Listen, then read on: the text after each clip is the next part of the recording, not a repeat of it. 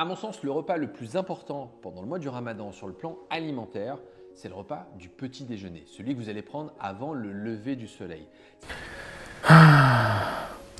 Ouais, là, je suis pas d'accord avec Dr Jimmy Mohamed du tout. Putain, c'est tout ce que je fais depuis 8 ans chez Alpha Body, c'est d'expliquer aux gens qu'il n'y a pas de repas le plus important de la journée. Je suis désolé, mais c'est du bullshit total, ça.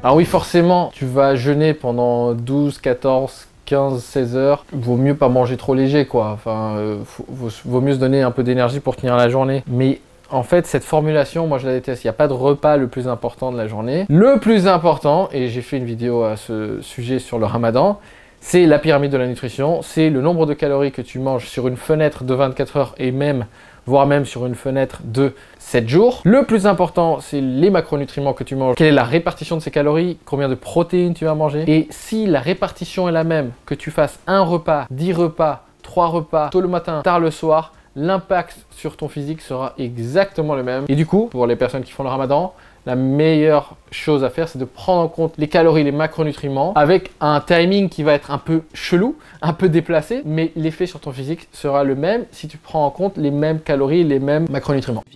Qui vous permettra de tenir durant la journée, en particulier si vous devez faire des efforts. Et toujours la même chose, si tu as le bon nombre, ce qui fait qu'on est fatigué pendant le Ramadan, souvent c'est qu'on ne mange pas assez de calories.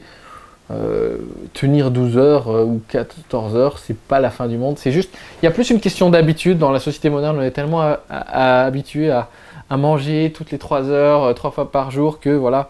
Alors que si tu fais par exemple le jeûne intermittent, si tu as l'habitude de faire le jeûne intermittent, tu commences à manger à midi. Déjà, tu sais ce que c'est un petit jeûne et c'est pas si flippant. Tu as des gens aussi qui font ce qu'on appelle le warrior diet, c'est-à-dire qu'ils vont manger qu'un seul gros repas le soir. Mais encore une... Alors évidemment, de manger beaucoup de calories avec un seul repas ou une petite bande passante de 2-3 heures, ça va être très difficile, mais principalement, c'est les calories qui drivent. Alors évidemment, je rentre pas dans la caricature. Quand tu n'as qu'une petite fenêtre de quelques heures pour manger, c'est difficile de manger la bonne quantité de calories. Mais on peut y arriver avec les bonnes combinaisons d'aliments. La réserve d'énergie, elle se fait à ce moment-là. Encore une fois, non, la réserve, elle ne se fait pas à ce moment-là. La réserve, elle se fait sur un processus de long terme, de 24 heures. C'est pas le matin qui magiquement va te donner la réserve pour la journée. C'est pas comme ça. Le soir qu'on va avoir tous les nutriments, toutes les calories nécessaires. Le soir, le repas, on y reviendra dans quelques instants, il doit être un peu léger. Si vous voulez Pourquoi il serait plus léger le soir? N'importe quoi. Tenir toute la journée. Et ce conseil est valable pour toutes les personnes, même celles qui ne font pas le mois du Ramadan. Si vous faites du jeûne intermittent ou si vous devez prendre un petit déjeuner, c'est un petit déjeuner protéiné. Oui, parce qu'il faut manger quand même une bonne quantité de protéines par jour, au moins 2 fois son poids en grammes, donc un homme moyen au moins 180 grammes par jour, donc bah oui, si tu n'as pas de protéines à chaque repas, ça va être dur à atteindre, mais c'est pas parce que c'est le petit déjeuner en particulier. Les protéines apportent de la satiété, elles apportent de l'énergie et elles ne sont pas digérées à la même vitesse que les sucres, que les glucides. Donc le matin, c'est plutôt salé que sucré. Évitez les jus de fruits, les jus d'orange, les jus de pommes, même si vous avez le droit pour le... Oui, dans le sens où c'est pas une énergie qui va être durable, mais si ça peut t'aider à ingurgiter plus de calories, why not? Ça dépend de ce que tu as mangé. Par ailleurs, encore une fois, ce qui compte, c'est le global, c'est pas un aliment ponctuel.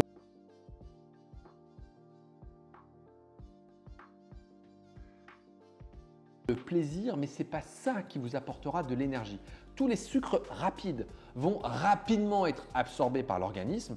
Vous allez avoir un pic de taux de sucre qui va être responsable d'un pic d'insuline parce que votre taux de sucre doit être stable et donc votre pancréas il va produire plein d'insuline et à ce moment-là le taux de sucre il chute brutalement et c'est là que vous allez avoir faim. Donc si vous prenez un petit déjeuner très sucré avec des céréales, des viennoiseries, des pains au chocolat, des gâteaux, c'est sûr et certain, vers 10-11 heures, vous allez avoir faim, vous allez vous sentir mal. Donc le matin, c'est protéiné. Des œufs, c'est parfait. C'est pas entièrement faux, mais moi, mon expérience, c'est que c'est plus une question d'habitude. La faim, c'est plus un rythme circadien qu'on a et on a l'habitude de manger à certaines heures.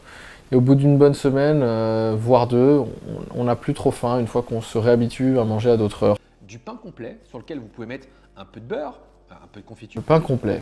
Pourquoi forcément du pain complet? En termes d'indice glycémique, je pense pas que ça change grand chose. En plus, si on suit un peu cette théorie. Mais au final, du pain et de la confiture et du beurre, oui. C'est pas très protéiné. C'est des glucides et c'est du gras et c'est du sucre. Donc ça contredit complètement ce qui vient d'être dit. Vous pouvez manger du jambon de poulet, par exemple. Jambon de poulet, ok. La viande, c'est possible. La viande, c'est possible, oui. L'avocat, pour avoir un peu de gras. Ok pour l'avocat. Éventuellement. Ok pour le saumon. Du muesli, qui est...